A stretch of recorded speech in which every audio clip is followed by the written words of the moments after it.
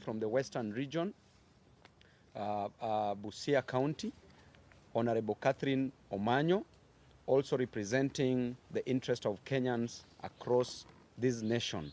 We're also here with Honorable Amo from Starehe, Amos Mwago. Amo ndio best, ukienda huko Starehe hivyo ndio anaitwa, representing constituents from Nairobi County, representing Kenyans from within the nation. And we have a presser. Each member of parliament here will be given an opportunity to speak about issues, the state of the nation, matters affecting Kenyans, the issues of concern. We have a presser that I will read, then after that we'll give an opportunity to every member to say a word. Now we have apologies from some members of parliament. Mheshimiwa Kibagendi from Kisii County. We have an apology from Mheshimiwa CNN Charles Nguna, representing the Eastern region. We have an apology from Wanami, all the way from Bumula, Bungoma County. We have an apology from Mheshimiwa Umi. We have an apology from Mheshimiwa Mwenje, Nairobi County. We have an apology from Mheshimiwa Caleb Amisi. We have an apology from Mheshimiwa Kibagendi. We have an apology from Mheshimiwa Basil and other Waheshimiwas, from Mheshimiwa Ledama Olekina, and we also have an apology from Senator Eddie Okech. So we will read this, and we'll also give you a way forward on how we will be working as Team Ground moving forward. Our fellow citizens, let me once more start by expressing my solidarity with the Kenyan youth and families who have lost their lives, sustained injuries, been abducted, or whose loved ones are still missing to date following the protests by the young people of Kenya who have been calling for good governance of their country.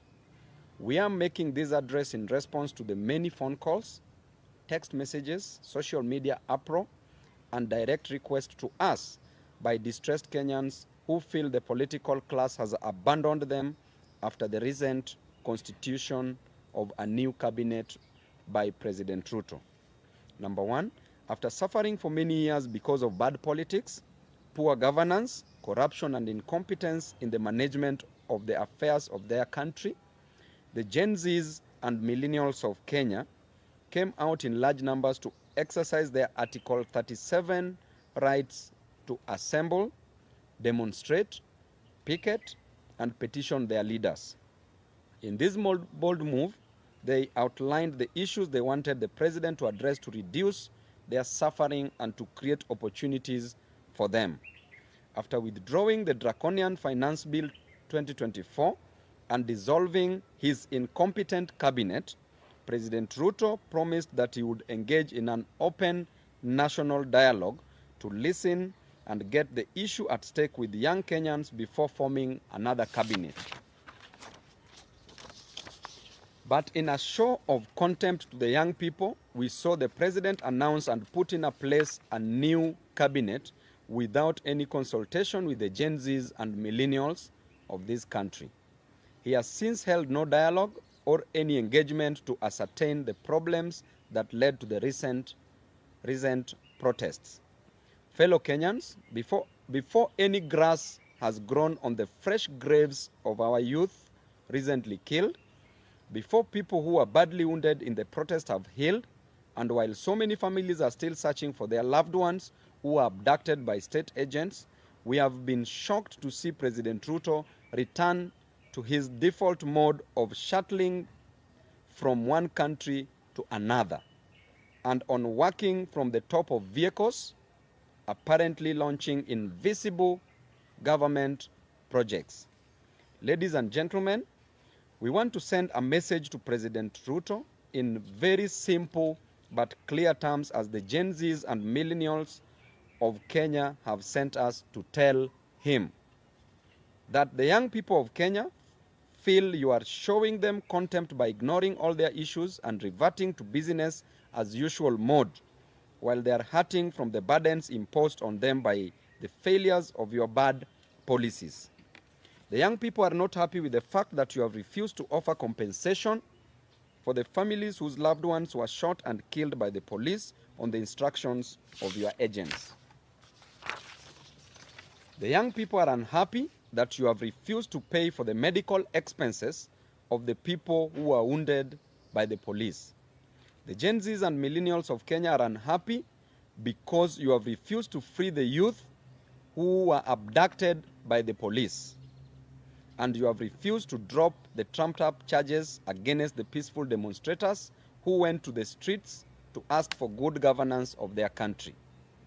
The young people are shocked that you have refused to drop the new funding model of college and university education, which is forcing them to drop out of college. The young people are asking you to show them the practical steps you are taking to create jobs in Kenya to pull them out of this high unemployment. Mr. President, the young people are asking you to take immediate action to lower the high cost of living that is driving them crazy. The young people of Kenya are asking that you show them the reforms you are proposing to address corruption and looting of government resources by people who are under your direct supervision. They are asking that you show them the reforms you are undertaking to improve the competence and quality of your bureaucracy to enable the government to be responsive in service delivery and development. Mr. President, it is a matter of just a few months and another Finance Bill 2025 will be facing Kenyans again. The young people of Kenya are worried that on March 2025 will find them with no change at all, and they will be forced back to the streets to protest poor governance and poor policies and to reject the Finance Bill 2025. As a youthful leader in this country, together with other youthful leaders and other leaders, we want to appeal to you in a special way that you take your time off the top of your vehicles and sit down with your top advisors, including your new cabinet, and review and change the bad policies that your administration unleashed on Kenyans for the last 2 financial years. Kindly consider the welfare of the children of this country. Please engage the youth in this country and show them that you care for them. Take practical steps to demonstrate that you have the interests of the youth of Kenya at heart before you revert to your default mode of stating in public things that you don't mean and you don't intend. Mr. President, walk the talk. Swing, don't sing. As a Christian, we say you do not do what you say in order to restore the vital trust that should exist between the people and their government. We want to remind you of the words of J.F. Kennedy, that those who make peaceful revolutions impossible make violent revolutions inevitable. Do not tempt the young people of Kenya too much. They have given you a break to reassess your priorities and get things right. They are shocked that you can't get anything right. And lastly, I want to say that should you fail to deliver to Kenyans, there's only one person that I know that will be easily defeated in 2027. Defeating you, Mr. Ruto, in 2027 will be easier than reciting vowels. Any living thing that is capable of locomoting or moving from one place to the other will defeat you in 2027. Even if you take a goat and dress the goat and put it on the ballot, will defeat you in 2027. Thank you and God bless you. Let me take this opportunity to give Mheshimiwa Muthoni Sorry, Gathoni. I'm used to my wife's name. She's called Mudhoni. Gathoni wa Muchomba to address you. I'm happy to hear I'm in good books. I'm in good books in your house. You're in my heart. The next preference. Thank you very much, my colleague and friend, Honorable Babu Owino. Mine is to just add weight to what statement we have issued as Team Ground. And I want to be a little bit more assertive on matters live. You all know that we have had very many conflicting reports coming through on how many young people who are protesting in the streets were abducted, how many were killed, how many are still missing, how many cases have been processed by IPOA, and I'm sure you know that no agency is giving us information that is matching with the other. We have had engagement with Kenya National Commission on Human Rights, and we have their report here. And the report that this agency is giving us is that they have registered 61 people, young people who protested and died.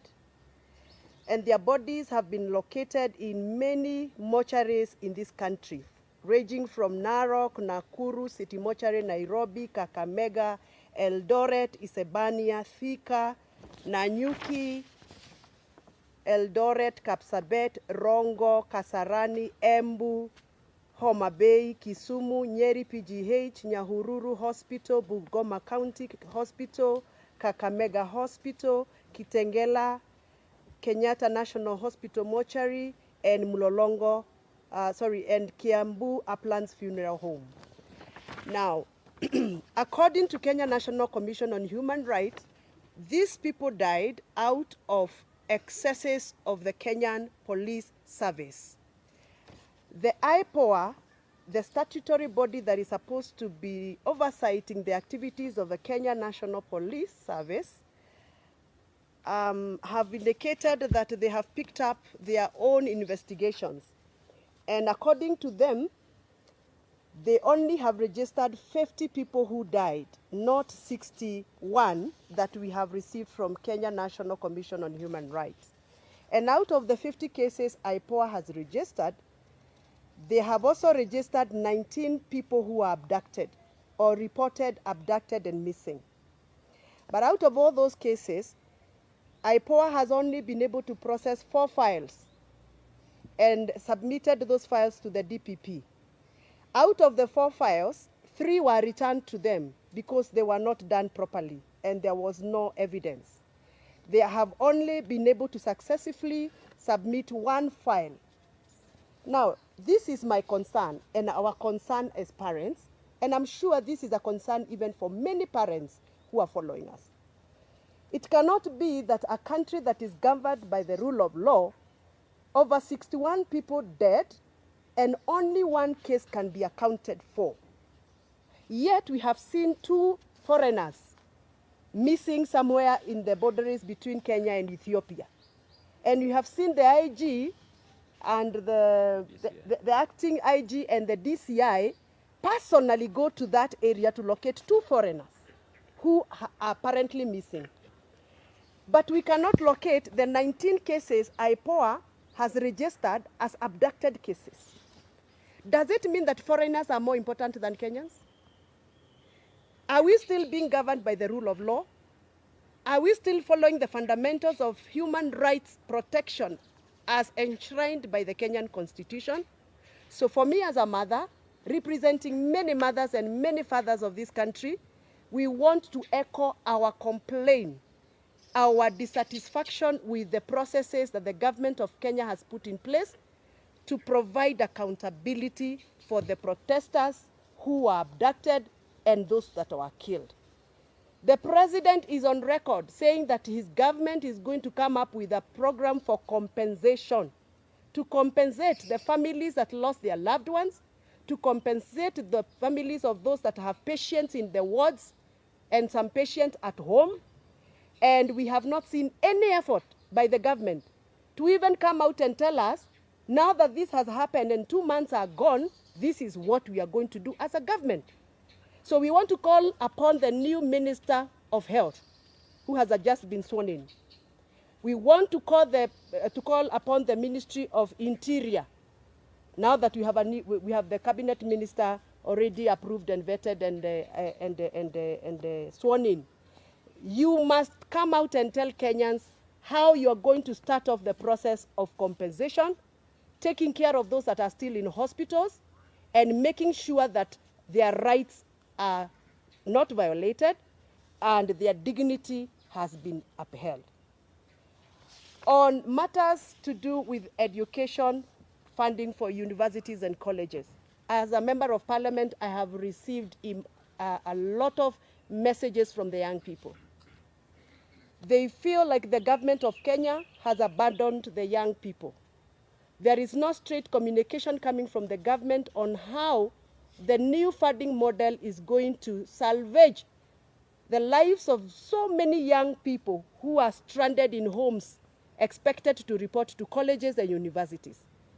We are requesting the government to come out very clearly and give out a clear guideline. We are only seeing some letters flying in the social media, but nobody is doing a presser like this to address this issue and explain to the young people. You cannot treat young people like they are second-class citizens of this country. This is the future of this country, and you are no longer going to assume the young people of Kenya the way we have done. So we are requesting and demanding, let us demand because I think it's our right, that the minister in charge of education must come out very, very boldly and tell us the way forward on matters to do university, funding, and colleges, and assure those students that are still at home that there is hope for them to resume school and there is hope for them to progress with their careers. Thank you very much. I want to invite my sister, the lovely Catherine Omanyo, to say something. Mimi nitaongea Kiswahili. Juu kila mtu anabonga hapa kimombo. Nataka kuelezea wananchi wa Kenya kwamba hatukuangukia mkono mzuri kupata president kama Ruto. Hapa awali amekuwa busy anarandaranda Tokyo, Japan, sijui Japan ndio wapi, Tokyo ni wapi. Kila saa ako kwa hewa. I think hiyo ndio adventure anapenda, hobby. Ilikuwa inaitwa hobby tukisoma at what are your hobbies. Because saa hii namuona tu juu ya maprado kila saa akirandaranda. Vitu serious zikitendeka simuoni akienda huko. You can see where his heart is. Kujionesha ma-PR mingi. Briefcase projects ndio anasema ame-launch. Lakini kitu yenye napeana impact kwa mwananchi wa Kenya aseme walai tuko na president na nusu, hakuna. Juzi toi hapa imeungua, hakushughulika. Hata kusema tu poleni, nothing. Hata huko Kware mili zinachomolewa kule. Kitu yenye hata singeangalia na macho na nyamaza na lilia kwa moyo nikisema what is this really in Kenya, ama ninasoma tu vitu kwa newspapers. Hakushughulika. Lakini akisikia kadili utamuona kwa jet ya 200 million yenye tungejenga ka industry hata kule kwetu huko na Mbale ya Jinari. Tuna very good weather ya kupanda cotton. Lakini trips zake tu moja pekee inaweza jenga Jinari. Na angeamua every 6 months kajinari kamewekwa mahali. The 47 counties sasa tungekuwa na vitu zinaandika our young people. But hiyo hana, kichwa ngumu, kiburi, majivuno. Ni vizuri majenzi wameshekesheke watu hapo, tunaona at least siku hizi wameanza kutuangalia kama watu na uoga fulani. But mtu ujificha tu temporarily. Character real tulishaiona ilitoka. So ni jukumu letu sisi wenye tuko kivyetu, wenye walielektiwa, wenye pia walitu elect, kuhakikisha that we do not even one moment get duped, because that is how we get duped, that now things are working and then before you know it you're dumped. Just like a sly man, he can tell you are the only fish in Lake Victoria. If you are a fool, you'll believe. So this is Ruto. We are not going to listen to the narratives again. And we will not relent. I'm so happy that as you listen, even in the corridors, in parliament, how people, the real them, when they talk, that president is on his own. Even people who are getting there, that they are going to help, they know very well that that ship is sinking. And even if they are patriots, they will try to help him swim out. But it is a tall order. Reality is, hata watoto wetu ya university wenye wanatakana kwenda university wenye wamesema hakuna haja, watadifaa, wataruka, and then waone vile in future kutakuwa. You know, why postpone a life? We live today. Tuachane na hiyo vitu at new model. Tutaki kizungu mingi. Hiyo help ilikuwa inasaidia. Mtu kama mimi, I didn't have a daddy, I didn't have a godfather. But things kama help hizo zilikam through. Sahi ninaweza jidai hata mimi nilifika university nilisoma because of that. So if it worked, what has happened for them to start now saying, no, we need a new model? No. Hao watu ni masonko, wana anything, wanaweza hata leta lecturers kwa their rooms, bedrooms, kufundishia watoto wao kwa pilo. But wale hawana hiyo, tuachiwe hiyo old model ya help. Mtoto aende shule, alafu help ita come through, alafu kuna vile tu life ukuja, vitu zinaingiana. So tutaki everything new, mara CBC, mara nini, everything new, ma belts, ma jackets, za crocodile. We are not interested. Sisi tunataka kitu yenye mwanafunzi, mwananchi, akuwe Wanjiku, akuwe ule wataita wapi, at least in a day, basic needs anaweza afford. Hawataki kuishi paka pia wakuwe na majets.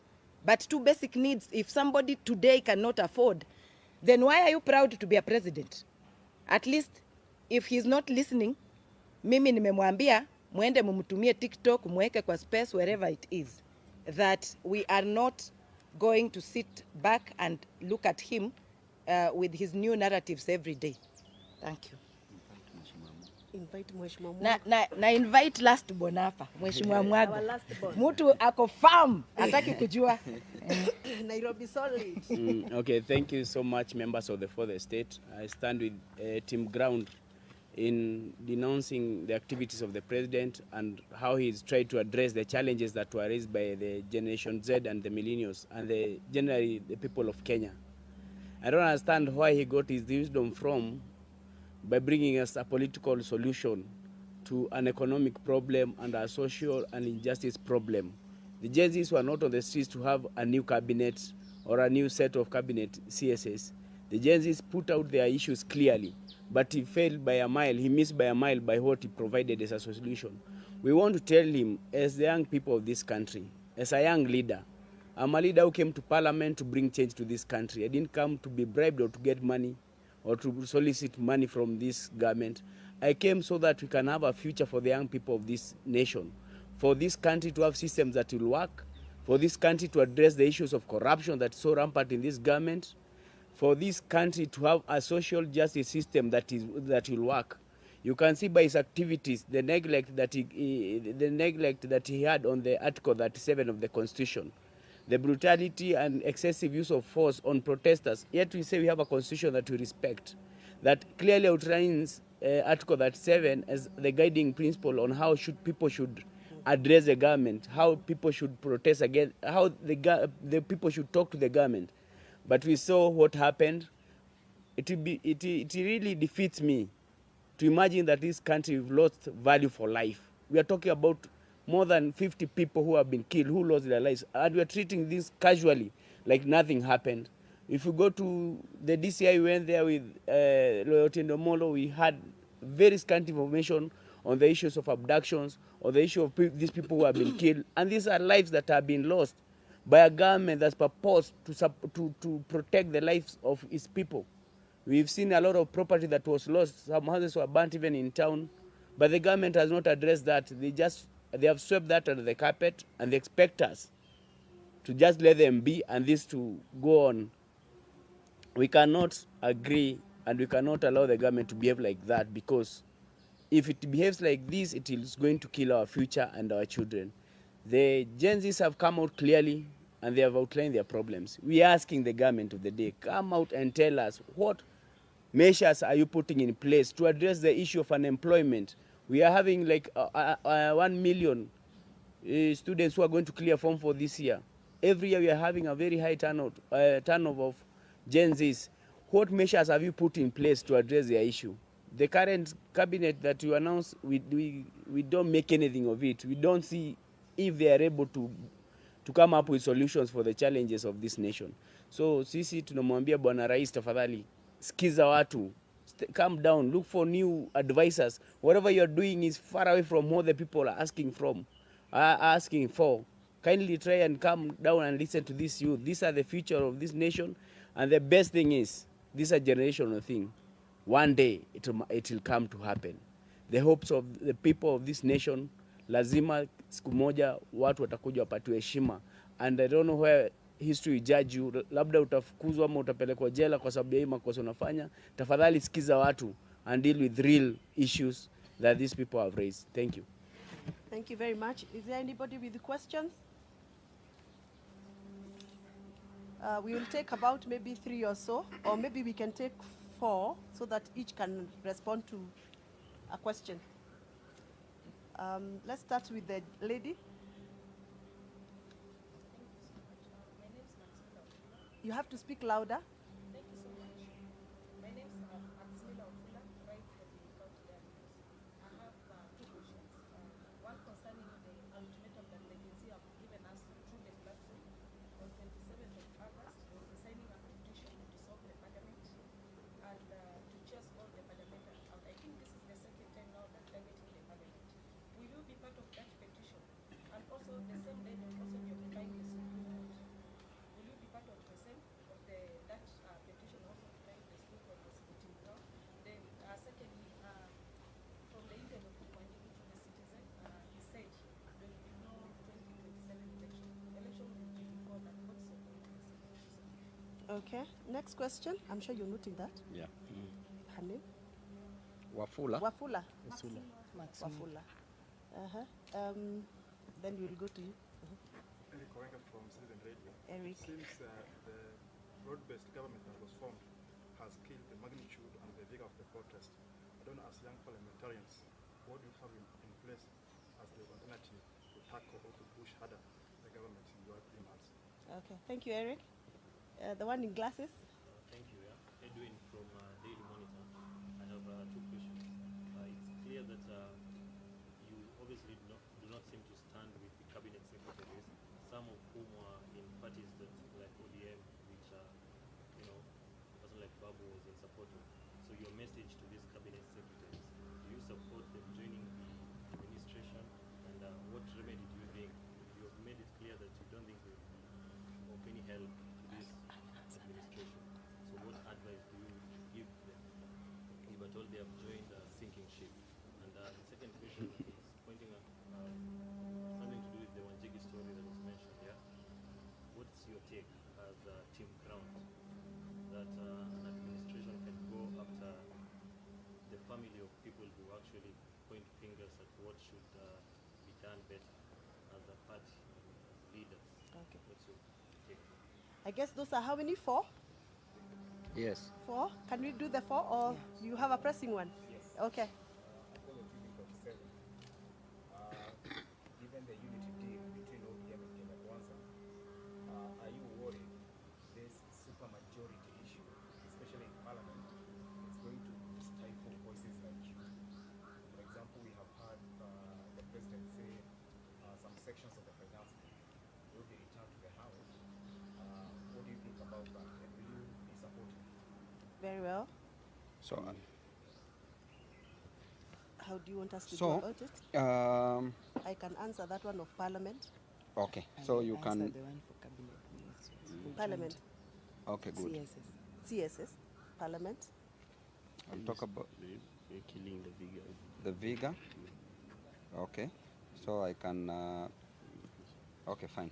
Just start Okay. then. Just start. Ningelipenda kusema kwamba mtu yeyote ambaye alijoin government, hata kama alikuwa ODM na akajoin huko, although article 232 inakubalia president kuchagua mtu yeyote kufanya naye kazi, hatutazubaa tu kuangalia wana west wa Kenya just because walitoka upande wa huku kwetu. So waende huko wakijua kwamba walienda kufanyia wananchi kazi na kama hatutaona anything wanafanya pia tena watoke tu. Cha pili, president wetu ni kama ndio referee wa elected leaders wa kichapana. Huko Kisii mliona kitu ilitendeka. Yeye ameenda pale, watu wanabuu huyu anabuu huyu, ako pale ako kama referee. So hao wenye wameenda huko kama CS kusaidia, waone hiyo weakness na wamsaidie kufanya kazi. So we will not relent, we will not smile with anyone who has joined the government and is going to joke again and waste Kenyans' lives. Thank you. You'll answer which one? Yeah. Okay, broad-based. On that issue that you've raised about the broad-based arrangement that has maybe stifled the vigor of this protest and what, we like to urge Kenyans, or the Gen Zs, the millennials, let us not relent in this fight. Let us make sure we push this fight on, because there's no solution that has been offered as yet. So as young leaders, we are going to make sure we engage the public and point out all the evils that are happening in some of these bills that are brought in Parliament, these motions, what we think Kenyans should not support. But we're also thankful that the Kenyan people now are taken back the power in their own hands. We passed the finance bill by the people's power, led to rejection in totality by the president. So these are some of the avenues or other approaches that we're going to give more information to the public and seek their support in pushing for the agenda. As young parliament, as young leaders, we need to get this information out there to the people so that they can support us. Even if they have a majority in parliament, we saw the majority is now on the ground, on the streets, and that is the approach that we are going to use. Thank you. I think Mheshimiwa Amo has addressed that very well. If I want to talk about the unity of ODM and Kenya Kwanza and having a super majority, and in combination with the question that was asked by Eric on the broad-based government that has killed the vigor of the demonstrations, I want to tell you that in Parliament there was already a super majority that passed the finance bill. But that did not prevent the Gen Zs. It did not prevent Ruto from coming out and rejecting after pressure had been pressed on him by the people. The Constitution is clear that power vests with the people. The sovereignty is with the people. The people are supreme. That supermajority in Parliament is not a supermajority. It is an imaginary supermajority that is intended to achieve some selfish gains or ambitions. And therefore, one person with God is the majority. But now here we have a few people in Parliament, members of Parliament, Team Ground, together with the Gen Zs, with the millennials, with other Kenyans. That is even more than a supermajority. And that is what we need. We don't need any other supermajority in Parliament. And number two, our voices will always be heard in Parliament, irrespective of our numbers. Why? Because sometimes it's not about winning the war, but it is about being at the battlefield, registering your presence in the battlefield. Our presence will always be registered, irrespective of our numbers. And that is the time that you will know that in case those numbers will not be favoring the interest of Kenyans in Parliament, we will go back on the ground. Gen Zs can always come out together with millennials and still make it right. That supermajority, if you saw the way they were running under the tunnel, then you would have known that there was no majority there. There was the minority. So the next question is about Jimmy Wanjigi. Of course, you talked about Ruto invading Jimmy Wanjigi's privacy. I want to just quote Ruto when he used to say, to paraphrase, he used to ask the former President Uhuru Kenyatta to spare his family, not to kill his children, to spare his children and his family. What is he doing? He's now gone below the belt. He's now targeting people's families. And we want to tell you, you also have families, my friend. Good. Just the same way Moi is now a former president. Kenyatta is a former president. Moi is a former president. Kibaki is a former president. Uhuru is a former president. You are going to be a former president. These children of yours are going nowhere. So do not intimidate people's children. Because when your time reaches, There are those people who will hold the yam and the knife and will give you your share, your fair share. So don't intimidate us. Everybody is going to die. Nobody dies prematurely. So you can't intimidate us with death. Our children already know that we are political leaders. It's not news. Embarrassment is our other name. So don't think that we can be embarrassed by these petty issues. We are going to fight for our people. So I'll leave it at that, then leave it to Mheshimiwa. And lastly, the MPs that you are calling the supermajority in parliament, I want to tell you that these MPs already know that the ship is sinking. The ship that Ruto is the captain is already sinking, and they're already taking that. Now we know that you will be clutching very soon on imaginary straws, and you will sink with that ship. Thank you. Thank you. It looks like all the questions have been answered. The number one for the petition. There's to one. dissolve Parliament. Oh, there's one for the petition to dissolve Parliament. And that is a proposal, you said, by the Gen Z? Very well. First of all, I want to thank the young people of Kenya. One day, one time, we were also very young. And we did what we did to have this country the way it is today. Some of us actively engaged to make or to constitute the current Kenyan constitution. And we went through the thick of that day. That is why we have this constitution. The young people of Kenya should not shy away from advocating for what they think is right. The young people should not feel guilty for being on the road to present petitions to Parliament, because that is their right as enshrined in the Article 31 of the Kenyan Constitution. The right to present public petitions to public authorities. It is their right. And therefore they should not feel guilty, however painful it is, however hard it is, however difficult it becomes. The young people of Kenya should now know that they have the support of members of Parliament like ourselves here.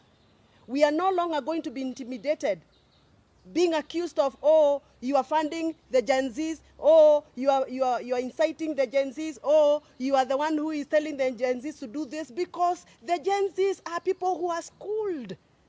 They went to school, and we actually gave them free primary education. They are using what we gave them to ask and petition for what they constitutionally deserve. So the young people of Kenya have a right to petition Parliament, have a right to petition State House, have a right to petition any public authority if they feel that it is necessary to do so. I honestly think that the kitchen of all problems in this country is Kenyan Parliament. Because it is Kenyan Parliament that make laws that are oppressive. It is Kenyan Parliament that made the faulty, the unconstitutional, the irregular Finance Bill 2023 that has since now been thrown out by the courts. It is the same Parliament that was attempting to make another irregular, unconstitutional Finance Bill 2024, which the greatest people of Kenya rejected. It is the same Parliament that is coming up with other laws like the livestock bill law, the privatization law that they made, and many other very oppressive laws. So if the Gen Zs feel that it is time for them to petition Parliament, they are welcome. It is within their rights. And we will support them if we so feel they are doing the right thing.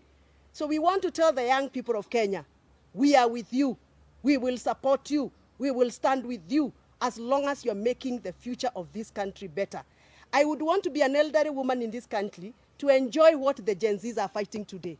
And therefore, when I have the energy to do so, I will support them, I will fight for them, I will lobby for them, I will advocate for them, because I think they are doing the right thing. Last but not least, I would want to say this. I don't know what is this obsession President Ruto has with new things. When he came in, he found Linda Mama. He realized Linda Mama, and I don't know how he realized, because he's not a woman. He has never been in a maternity ward. He has never delivered a child. So I don't know what is this obsession he has with removing what he found to bringing what he thinks is new and creating confusion and mess. He found a very good working program called Linda Mama. He collapsed Linda Mama without any public participation and brought some other new packages. She, sha, shui, shu. Linda mpango wa kando. You know, I don't know what is this obsession he has, that he has now to collapse the old funding model for our universities and bring a new model. And now he has created a whole total confusion. Our children are getting depressed because they don't even know whether they are going to report to school tomorrow. What is this whole obsession of new things? New things? Now, look at where we are right now. We don't have money because we have no operational finance bill. Instead of him finishing old projects, he's now going for new. Everything is new. Everything is new, and he has no money. So where is this obsession coming from? And by the way, I sympathize with my new Minister for Energy. My new Minister for Energy, I really sympathize with him. Bwana Wadai, wacha nikuambie. Hiyo kiatu mevalia kimeandikwa Ruto hapo nyuma. Hiyo kiatu itakuuma mbaya sana. Because the president is now hopping from one county to the other, launching new electricity projects. Where will he get the money from? Atarudi kwa hiyo gari pale juu, ataanza kuambia wananchi, huyu Wadai nilimpatia kazi ya kuweka stima, nikaenda nikalaunch stima, lakini yeye hakufanya kazi. Wadai is actually cooked. I sympathize with him. I sympathize with my friend Babu, Mheshimiwa Badi, huyu wa Treasury. Amepatiwa Treasury na ni sufuria ambayo ilikuwa na ilikuwa na stew lakini imelambwa, hakuna. And what the president is doing now is going out promising, oh, I will do this project, I will do this project, na hakuna pesa. Alafu atarudi kwa hiyo ground come to campaign time. Ataambia watu, wewe huyu Badi nilimpatia kazi, amelemewa. Badi's sufuria is roasted. And they are not is feeling roasted. corruption. Yeah. So anyway, we are summarizing and saying this. This is not the right time for president to go out launching projects. It is the right time for him to sit down, engage stakeholders, look for solutions for the pressing problems, and look for new ways of raising revenue for this country. He must engage. And there's somebody who asked me when I was coming here, now that you people are complaining things are not right, what solutions are you giving? What alternative solutions are you giving? Now listen to me. There is no way the president will be roaming from one country to the other looking for jobs for our young people. But if you ask him for a database of how many engineers do you have in your country, tell me whether there is any database.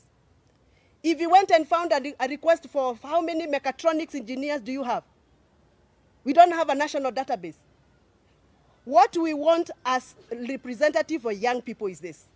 The government must put effort to come up with a national database of unemployed young people of this country, county by county.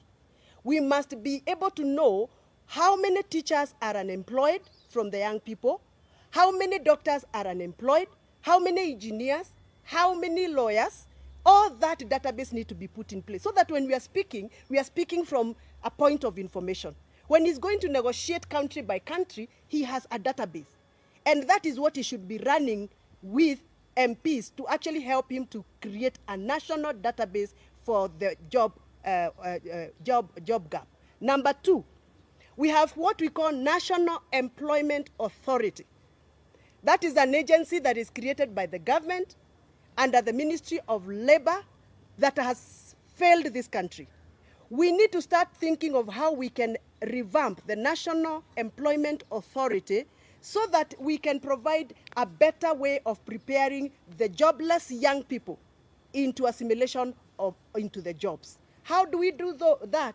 By making sure that the National Employment Authority has offices in every county so that people in my county, Kiambu, can actually access the offices at the county level, register themselves, and get to know what opportunities are there. Right now, the only person who tells us that there are jobs being advertised, for example, in other countries, is only the president on top of his car. The young people of Kenya don't know where to go to look for that kind of information. So we need these authorities' offices in every county.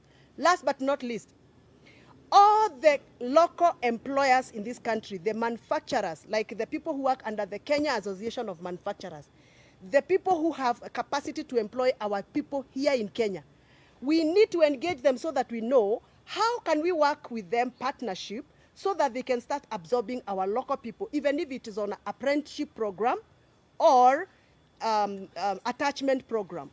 For example, if we came up with a program and said, we have 3,000 employers in this country, manufacturers, people who are manufacturing locally, and they have the capacity to employ young people, we give them some tax incentives. A tax intensive that you say, Karibu Mheshimiwa, that if you absorb, for example, 5 young people in your company, you will enjoy this amount of tax subsidy or incentive from the government. So we need to start thinking of how we can partner local manufacturers, local traders, local employers. We give them some tax rebates so that they can be able to accommodate more young people in this country. Otherwise, the issue of joblessness is a very serious issue. The president of Kenya will not sort out the issue of unemployment by bringing Raila Odinga or whoever else in cabinet or in government, because that is an economic problem that will not be sorted out through political remedies. Thank you very much. Mheshimiwa amefika, wacha aseme jambo. Atuambie vile wenye kuuza ndengu unataka kuniuliza bila license watalipa 1 million.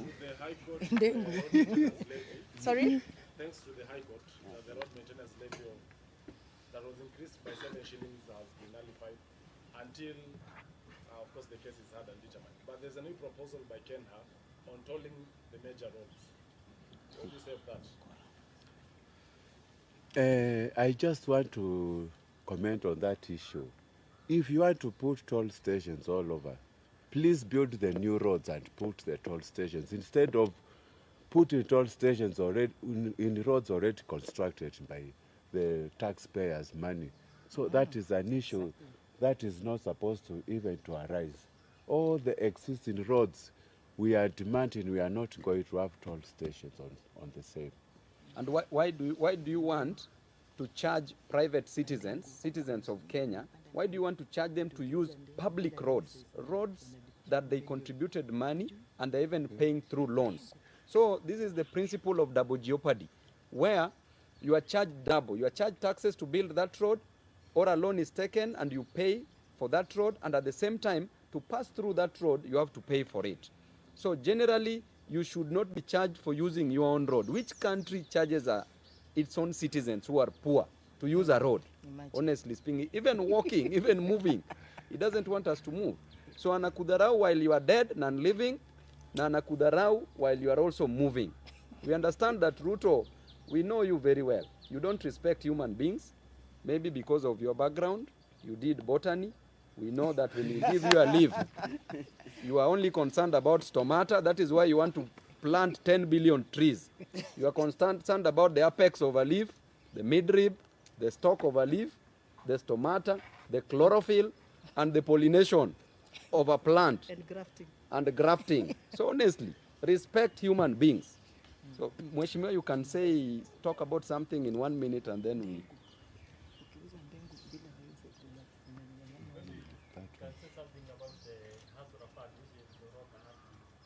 Does it still exist? Still there? Actually, as a member of Special Funds Committee, we are out in the audit report for this financial year to see how Hustler Fund has really performed. But based on, as an economist and also an auditor, in terms of accounting, I can tell you we are going to have an adverse opinion on that fund, because even the modality, the board was not there when it was starting. The fund was unconstitutional. There's nothing much actually to comment on the same, but I thank the Kenyans who took the money. And by the way, on that note, like I was talking about the newness of things, I don't know what is this issue that President of Kenya has with women of Kenya. I really don't know what the president has with the women of Kenya. I don't know why and what justification he would ever give to the women of Kenya. First of all, for touching on Leader Mama and collapsing it, and then touching on the Women Enterprise Fund. Right now, as we speak, the Women Enterprise Fund is at 0 kitty. All the money that was put there in the last year's budget, it was all removed. So the women of Kenya have nothing else other than to dance in the yellow clothing during campaigns. But after campaigns, everything that the women of Kenya had in this government has been scrapped off. And that is why, personally as a woman, I'm a very, very vibrant advocate of women issues. I feel like the Kenya Kwanza government has zero chills for Kenyan women. Yes. Na tuna reject. I think we are okay. Tunashukuru sana for your time. CNN soldier. Hey, CNN, finally you're here. This is my